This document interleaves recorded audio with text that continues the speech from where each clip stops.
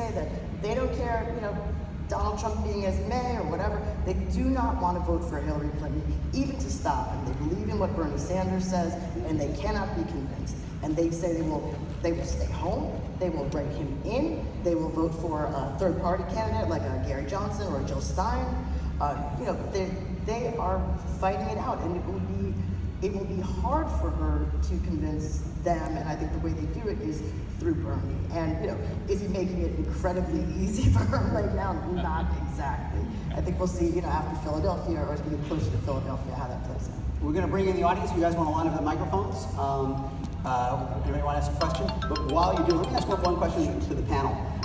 In the last couple of days, Brent Scowcroft, the National Security Advisor for George H.W. Bush, Richard Armitage, the Deputy Secretary of State for George W. Bush, and George W. Bush, and Hank Paulson, the Treasury Secretary for George W. Bush, all have endorsed Hillary Clinton. They're probably not the last prominent Republicans to do so. Does this matter to see elite foreign policy and national economic policy Republicans say that Trump should not be president? Will that have any effect on his support among Republican voters, KT? Well, as a Republican who probably identifies with a lot of those people, no, I don't think it will. And, Hank Paulson, look, you could make the argument he was one of the guys that brought on the economic crisis. And this echoes, there was a letter, or I don't know if you had followed it, but a couple of months ago where 50 foreign policy experts, Republicans, said never Trump. Look, I think he wears that as a badge of honor. Saying, are you kidding? Those are the guys who screwed up the Afghanistan war, they screwed up the Iraq war, they went into Libya. Donald Trump, want nothing to do with that foreign policy because it's been 15 years of a disaster in the Middle East. Bill, if you could put these names on television in Republican-leaning suburbs, would it matter? Absolutely, and I think it's for the reason that you pointed out about college-educated voters. A lot of folks who are right-leaning Republican, or right-leaning independents, or left-leaning Republicans are looking for permission to vote for Hillary Clinton or to not vote for the Republican nominee. Big names like those help to build that permission structure for voters. Question. Sure. I am wondering to what degree you may think the Bradley effect could play into the election this year. I mean, is there a question in your sort of expert minds of perhaps voters who will answer pollsters, no, of course I would never vote for Donald Trump, and go into the ballot booth and press that button? Good question. Is that a That's threat? what happened, by the way, that was one of the reasons that Brexit was, the polls were all screwed up with Brexit, is that people felt that if the pollster asked them a question and they didn't want to look like a racist or bigot, so they said, well, I'm going to vote to remain in the European Union, and that's why it was almost 10 points off with the polling. I think it's possible that there could be some of that, but that's where this organization that we were talking about, where like the Clinton campaign, if it's like the Obama campaign was in 2012 and 2008, will know almost to the person who their voters are, how, getting them out to the polls. Like, look, if they turn out the Obama coalition, then it's over. And so you have to find a whole bunch of voters who voted for Obama twice who now will vote for Donald Trump. That's, at the end, that's what this comes down to. And I'm sure the Clinton campaign will be looking for those voters, or those voters who are on the fence, and they'll know who they are in the states that they need to. So I think that the get out the vote operation will be a little more sophisticated to sort of mitigate the possibility that that may happen. Over here.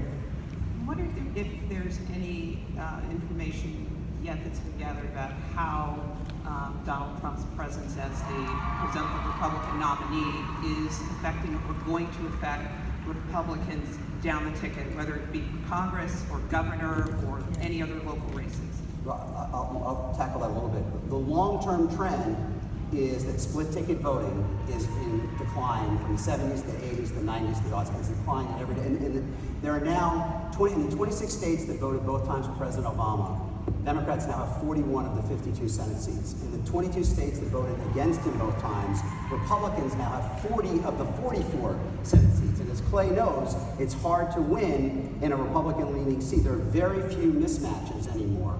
And so if Clinton wins big, then it is going to be a huge challenge for Republicans in the Senate because they're defending 7 seats of their 11 in the states that voted both times for President Obama. By the way, so 80% of the seats in the states that voted both times for Obama are now Democratic. Over 90% of the seats in the states that voted both times against him are Republican. If you go back to Nixon and Reagan, it was only about 15%. So the correlation is getting tighter, and I think one way or the other, as it was in 2014 in Arkansas and in Louisiana hurting the Democrats, or it may be in states like Pennsylvania, Wisconsin, and Illinois this time helping them, the fate of the congressional candidates and the presidential candidate is much more tightly linked than it used to be. I will say, however, that we were helping the House Democrats win some races around the country, and one of the things that we've seen in polling is that the more Paul Ryan is out there distancing himself from Trump, and the more key Republicans try to move away from him, it does help to give voters a sense that Trump and the congressional Republicans are not exactly the same. The trends that Ron is talking about are very hard to break from, so like that is the reality. But you can see it in the polls that voters are starting to say, well, Renee Elmers is not Donald Trump, or she's a bad example. She's Over here. Yes, for 20 years, I've watched as the press, who has a 6% to max 20% approval rating, less than Congress. You guys are totally oblivious. You can't understand why you have such a low approval rating when you shield for Bill Clinton, you openly shield for Obama, and now you're shilling for Hillary. And I don't think you get it yet. My question is, if she's criminally indicted, I mean, you always attack Trump on style. You barely touch Hillary and her criminal acts. My idea of having a sexual predator, Okay, having question. an indictment, will you do a fair job in your reporting if she's criminally indicted? Yes or no? Yes. I think if it's criminally indicted, it will be news, yes. Just watch Fox News. I think it's interesting, though, the press thing. In a way, the Republican Party, I mean, obviously the establishment Republican Party has come out, and many of them don't want Donald Trump, but in a way, I feel like that's their fault, because they spent 20 years trying to get people to believe, trying to get voters to believe that the media was lying, the media was biased, the media didn't give the facts. And then, when the media started fact-checking Donald Trump during the primary, and they needed the media to tell those voters that he was lying, they didn't trust him. And so, in a way, it's their own Les, fault. do you think that, you mentioned this before, do you think that, skepticism or hostility toward the press among a part of the electorate is going to be a weapon for Trump, it's going to be an asset for Trump? Absolutely. I mean, I think that since the beginning, we have written about Donald Trump. But it's just like any other candidate. I mean, I've covered. This is my 4th presidential because I started. I became a reporter when I was 10 and everything. But but the same way you cover a race for governor or mayor, somebody comes out and they make a statement in a speech, or you look back at their record and you just say, is this provably true or false? And then you run it, and then if something turns out to be false that they said is true, obviously I'm a jerk. Obviously I'm in the bag for the other side. I'm a bad person. Okay, it's okay to feel that way, but I think that Donald Trump will be, and has been, very, very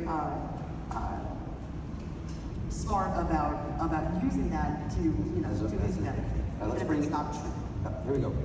For Democrats who think Trump would be the ideal candidate for us to run against, what are the chances still of Trump not getting the nomination as more and more people start worrying about how bad his numbers are and how defeatable he looks? Any I chance? think it's not going to happen. I think he's got the nomination, and more likely what would happen is that again, as I said earlier, I think we're seeing tectonic plates shifting on the political landscape.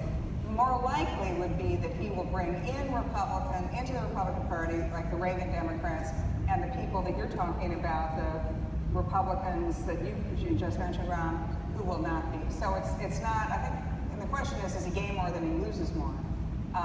So the question I would have, though, to you, and any of you guys, especially you guys, do you think that Donald Trump can make a new impression on people? He's changed his campaign?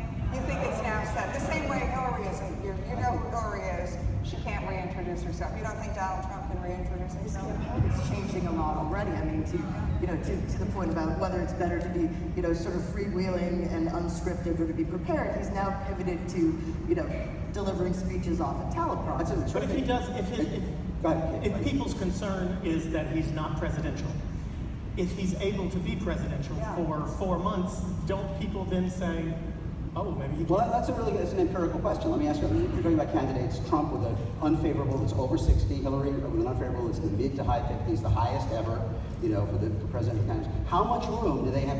If you had to bet today on election day, how much lower could those unfavorables be if things go well? Well, I'm sure John's gonna have something hilarious to say about Trump reinventing himself. But I think the difference between Trump's negatives and Hillary's negatives are that she has a lot more room to grow than he does, in the sense that the polling still reflects a large number of Democrats who are Bernie supporters who tell pollsters they don't like Hillary Clinton. And I think that as time goes on and the more Trump attacks her and the more the stakes are really it's Trump or Hillary, I think that you'll see those numbers start to inch up. Plus, she's going to have a smart strategy to introduce herself to voters. But I just don't think Trump can have that same kind of movement mainly because he has no impulse control. Now, how much room does he have? That's what I was going to say. I mean, look, we do have short memories in this country that get shorter with each election. And so if Trump turned it all around tomorrow and read nothing but scripted speeches and calmed down, didn't say anything crazy, didn't tweet anything crazy from now until November, the problem he would still have is he'd be running against all of the other things that he said, because Hillary Clinton has $42 million already on hand to run all those ads and remind people of what he said. But the bigger problem, I think, is we have not seen any capacity for self-discipline from Donald Trump yet. And so every time he gives one of these speeches off the prompter, which, by the way, are not like the most normal speeches either. Right? Like, he says some, he did accuse Hillary Clinton of murder in the last speech there too, so that wasn't like a total reinvention. But I don't think he has the self-discipline to stay on script, because I think he thinks to himself, the reason people like me is because I'm not scripted, and so I've got to say these things because that's what got me this far. So every time his handlers tell him stay on script, you see him sort of chafe against it. Let me bring in another question and you can respond. Go ahead. Thank you. Back in 2004, when Bush beat Kerry and he was, totally unfavorable candidate, a lot of people were deconstructing how have the Republicans been winning, and George Lakoff came up with the moral narrative that they've been duping the public. They're the party of moral superiority, and every political consultant and pundit came along saying Democrats need to have a moral narrative, Democrats need to have a moral narrative.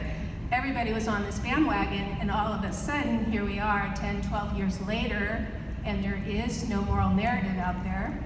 And I'm wondering would that not be beneficial to take this election beyond a Hillary-Trump contest, and not an issue of personality, but rather Let me challenge you on the premise. Isn't it possible that the idea of stronger together, that America works better as a diverse, inclusive society, which is, I think, becoming the central theme for Clinton, as opposed to painting Trump as someone who is about heightening division, isn't that a moral narrative? Well, I don't think it's being really put out there. I think that what we're looking at is a dichotomy between the Republican authoritarian moral paradigm and the progressive altruistic moral paradigm. And I think it needs to be tied back into what are American values. I mean, I think this is the challenge that I was talking about in the first question. As Ron said, it is there. I read her speeches, Stronger Together, and I think it's hard to get that message out, right? Like, if I looked at both messages right now, I would not say that the progressive narrative is all about altruism. I would say that even more so than some of her economic stuff, it's about this is a country that's open and tolerant and pluralistic and stronger when we include everyone and inclusive. And that's very hard to get that covered when you're not, taking a sledgehammer against Donald Trump in the same sentence. But I noted, I think that is the message also that you'll see President Obama deliver when he's on the trail. And when he spoke after Orlando and sort of took on Trump, not by name, but by what he was proposing then, his message there is, I think, what you'll see about this bigger, inclusive defense of democracy itself is what you'll see going. Can I ask Clay to follow up? North Carolina is at the center of a fight, specifically, precisely over this kind of question. Do you think that is the argument that if that is the embryonic Clinton argument, which I think it is, which will be the central frame for the general election, stronger together, inclusive society works better than one kind of divided by race or gender? Is that a winning argument for Democrats or a losing argument? In North Carolina? In North Carolina and nationally. I don't know that it is obvious enough. I mean, if your question has to do with, you know, in North Carolina, which is where a lot of the independent voters are somewhat religious still, even if they are left-leaning. I've always believed as well that the Democratic Party could do a better job of not allowing the Republican Party to co-opt religion. You know, the Republican Party's also co-opted the military. And the military, you know, I had Fort Bragg in my district, and it's one of the few precincts that actually won as a Democrat. The military is not Republican, but the Republicans have been able to co-opt it. And Republicans have been able to co-opt religion and faith and those types of moral issues more than Republicans have. And so I think that stronger together in a swing state like North Carolina, the South, might not be enough to beat the narrative of anti-gay rights and pro-life, which is more religious based. All right, over here. Hi.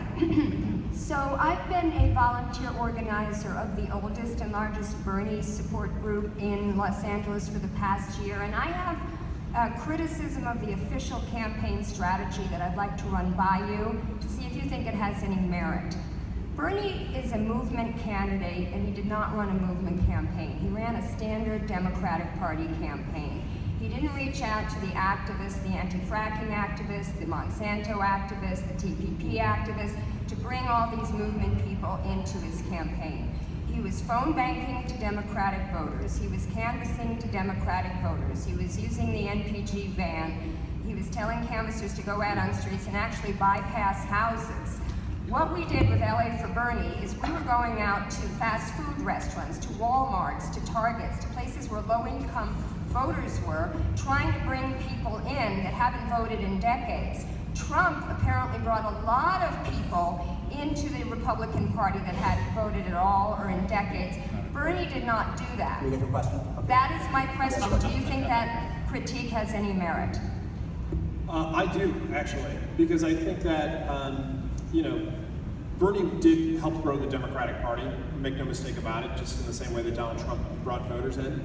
But I do think that Bernie was kind of this accidental celebrity Democratic candidate, and for good reason. But I don't think that they built an infrastructure in the campaign that was able to go out and collect all of those people who they were inspiring and get new people who they hadn't been able to talk to and bring them into the fold. She, you know, in some of those early rallies where 50, 60,000 people were going, they weren't even collecting the data from all the people who were showing up at those rallies. So to not even be able to put that into the system and use it was a real mistake. Our clock is ticking, so you are the last question, Mr. Flash. Thank you. You mentioned that there was an opportunity where some Republicans might try to distance themselves from Trump and sort of covertly endorse Hillary. Do you think there's an opportunity for those voters to go to Gary Johnson? And do you think that there's a chance that he reaches the threshold to get into the debates and influences the layout of this election? Well, if you're asking me, I think the most interesting question about Gary Johnson goes back to what we were talking about before, which is Hillary Clinton's problems with young people. I think the Libertarians have a ceiling and a limit to how far they can go, but if he ran a campaign, you know, there is an audience. There is a group of young voters who do not like Hillary Clinton and do not like Donald Trump. And if he can find libertarian arguments, particularly maybe around the legalization of marijuana, not to put too fine a point on it, that he may be able to create some mischief and create an audience in a number of states. But I think the libertarian limit is that they, you know, if you say most Americans are economically conservative and socially liberal, and that's what libertarians are, the problem is they take each of them to a kind of extreme that most voters can't follow. So I think they have a limit in their overall appeal, but there are a lot of young people, I think, who may be open to hearing something else this year in a way that was not true when Obama was on the ballot in 12 and 8. I mean, in 2014, Kay Hagan lost North Carolina in large part because the Libertarian candidate went into the college towns like Boone, where Appalachian State is, Asheville, and talked and advertised legalizing marijuana. Pulled a lot of the young people away from Kay Hagan, and Richard Burr won. That would be a headache for Clinton, I think. Our time is up. Listen, you've been a great audience. Join me in thanking this terrific panel.